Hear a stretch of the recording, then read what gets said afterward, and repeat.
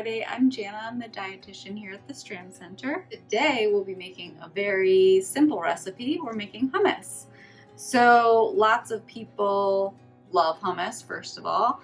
Many people can have it, whether they're vegetarian, dairy-free, gluten-free, or on special diet. So chickpeas are full of plant protein, which is full of vitamins, minerals, and fiber. Anything such as chickpeas, beans, pulses, they all have that great plant protein and phytochemicals. First, we have our chickpeas, and we're gonna put our chickpeas in a blender. We're gonna add a little bit of olive oil.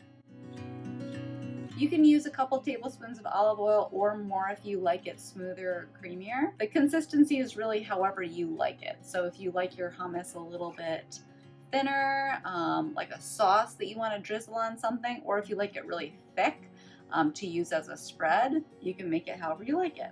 This is a 1/4 cup of tahini. And then we're gonna use the juice of 1 lemon.